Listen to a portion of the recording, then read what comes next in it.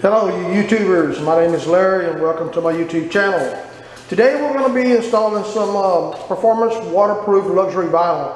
We're building a house out here about, it's kind of off the grid, about 50 miles out of town, close to Lake Livingston here near on Alaska.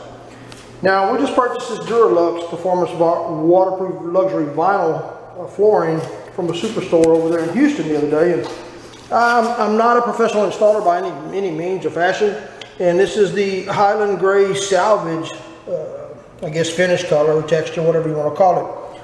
My wife picked this out. I'm not sure what it's going to look like when we get done with it, but again, like I said, I'm not a professional installer. I put down a couple rooms of some other stuff that was very similar, and it turned out really, really nice. This does have some backing on it, as you see here in the image or the video. And I really like it, you know. It's there's some other stuff out there that's easier to lay maybe or harder to lay. It's got a different bottom on it or coverage on the bottom. According to the Floor and Decor store we got it from, you don't need any kind of padding or anything underneath this. It's rigid stone and vinyl based core, perfect for any room including basements, sunrooms, and fade resistant. Easy to maintain, can be wet mopped. Quick and easy locking installation, no glue, no nails, no mess. Can be installed directly over most existing floors or slightly irregular subfloors with no telegraphing.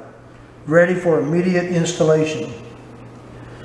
Well, it is 100% waterproof, and we bought it because we have a few dogs, pets, and my wife is usually mopping quite a bit. This is going to be the area that we're going to be installing it in after we get the floor cleaned up a little bit here. It is about a 15 by 14 square foot area, and we're going to install this directly over the concrete with nothing underneath the flooring. Once I get it cleaned up, I'll be back here shortly to actually show you how I install it, which may not be the most professional way, but I will get the job done in one form or fashion. Stay tuned. Well, I've cleaned up part of this section of the room here, and I've kind of randomly just picked out a few of these to put them in a kind of the form or style or shape that I think my wife would like them in.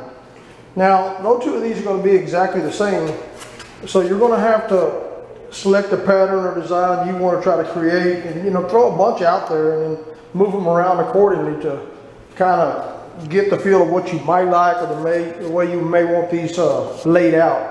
Because if you don't, you get a lot of dark in one spot, a lot of light in one spot, and it just won't look very well. Like I said, my wife picked this stuff out. I'm not real familiar with it, but it is the Highland gray Salvage rigid vinyl flooring, and it's basically a gray with a darker gray in it. I guess it just got a salvage finish. We'll know more once we start putting it down and get some better pictures as it's going together, what it's really going to look like. So stick with me, we'll start putting this stuff together and we'll get you some more video. Well, you'll start your first row along the back wall, running along the wall itself. Now keep in mind that you do not need to go all the way up underneath this area, underneath the sheetrock here. You want to keep it out just a little bit and make sure that your molding, your trim molding is going to cover over it. Manufacturer recommends that it stays away from the wall itself. Allow for a little expansion and so it doesn't buckle up or twist on you. So we'll bring it out where it's just kind of basically just a little bit inside this sheetrock right here. Same thing over here. We'll run this first row of them across there, and we'll try to maximize our usage. We see that we got from the left side to the right, we've got 1, 2, 3, 4, 5 of them, and that will be the maximum we'll have to trim, to get it in there. The second one, of course, you're not just going to lay the second one just in line like you see this one. You'll want to cut this one, say, a third of the way back, so that your splices will be offset. They won't be in line with each other. Something else I'll mention is whenever you're cutting these on the far left-hand side, if you're running parallel or going parallel with the wall to the right, is always cut them on the left end. And the reason for that is you've got the lip here and a lip here that these, let me grab one there. This is going to overlap and lock into place right here on this lip. Now when you get to the other end, of course, you don't want to cut the left side, because if you do, you won't be able to overlap that last board down there on top of that one. So you will be cutting the far right hand corner, not the left hand side. So remember that. If you're going from the left to the right, you will cut the board furthest to the left. If you're at the end and you're laying it left to right, you will cut the end off the right of this piece on this far end. Do not forget to do that. When I laid the other room, I wasn't thinking, and I cut the very last one down here on the left side. Well, there is no lip, and I'll show you one of them. See that little lip right there? You can't lip up on the other one that way. So you'll waste a little bit of material by doing that. So remember, left side, cut left side. Right side, cut right side. Okay, at this point we put a few pieces down. Let me emphasize one important issue or important factor or something that you really should pay close attention to. Once you've got the first couple of boards lined up on that, flooring lined up on that wall that you're starting from, try to keep most of your weight on this side of what you're putting in, so that when you tap it with the tapping block or the proper tools you're going to be using, I'm not using proper tools, I'm using a hammer and a 2x4, but when you tap it, you don't move this complete section here further over against the wall, because when you start tapping it, it's going to want to push that over and it's going to knock it out of line. Then a lot of your joints are not going to line up perfectly like they should. I'll get a video here shortly and showing you how I put it down, and pay attention, don't let that stuff slide over. Make sure that these first few sheets stay in the same location, because they are lighter. As you go, the floor will get heavier and it will not move, but the first few are going to try to shift on you when you tap on the tapping block. Alright guys, now that I got somebody to shoot some video for me, I'm going to show you how I'm laying this stuff down. It may not be the most professional way, but these are what I'm using. A hammer, and I'm using a 2x4. There are special tools out there that you can buy for this, but I think it's useless to buy them and waste of money. If you're careful with what you got in these two hands, you lay this stuff with no problem. Again, as I stated earlier in the video, you want to really try to keep these first 2 or 3 runs as straight as possible as you're tapping against this stuff, making sure that these interlock real well. You're going to find that this end is going to keep shifting over, shifting over, shifting over. So pay attention. What I do is I try to keep most of my weight on this side. This is the side I'm working on. I'm trying to keep my weight here to stabilize this surface here. So when I tap these into place and put on these little locking ears here, it doesn't shift and everything stays real nice, straight, and neat. All you really have to do with this stuff is it has a ledge on the side that overlaps here, and then of course this one's going to be the next one over. There's another ledge here, and this will lap over it. If you put this stuff in there really tight and neat and everything is straight, parallel, you won't have any problem with stuff. But what I learned on the secret of installing it is making sure that you got this in as flush as you can get it. Pick this little board up just like that, or the flooring up just like that, and kind of push it in there like that.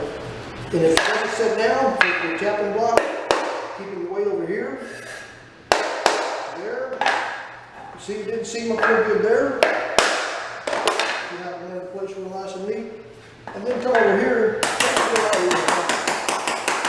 Then get your if you see a little seam there, you're unhappy with it, just come back down here. Tap it right real lightly, don't ruin that joint. Look at that, it's pretty nice and neat. Come down a couple more times. Pretty as can be. Going on to the next joint, same thing. Pick it up, lock that lock into place. On the other end, kind of shake it up and down like that. Set it down in place. Tap and block. Tap it. You don't have to really hit it real hard.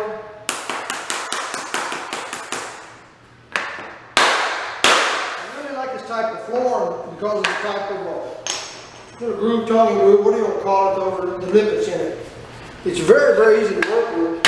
Very durable. I also feel that type of seam and joint, man, it's just hard to get any moisture down into it. It's the wood stuff. we go on to the next piece.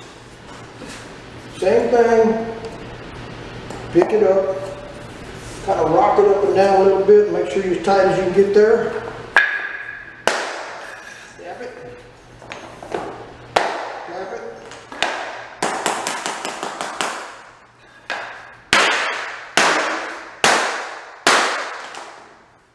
I might feel like there's a little gap there, but it ain't much.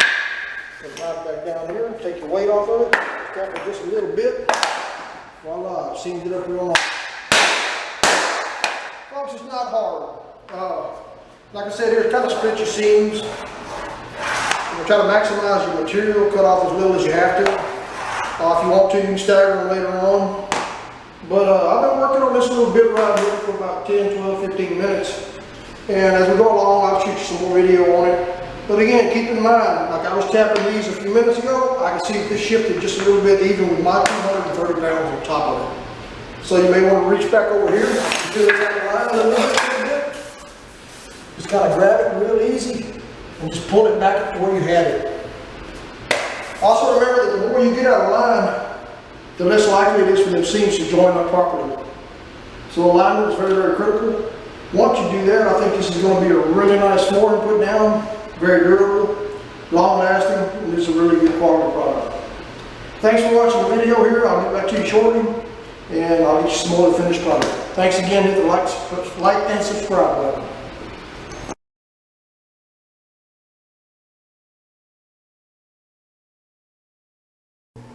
Well, as I promised you earlier, I'd give you a shot of the finished product. We got a little piece over here by the door we got to finish up along the wall here. But we got 99% of it installed.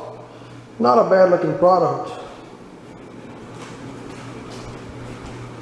And it doesn't take a rocket scientist to put this stuff down.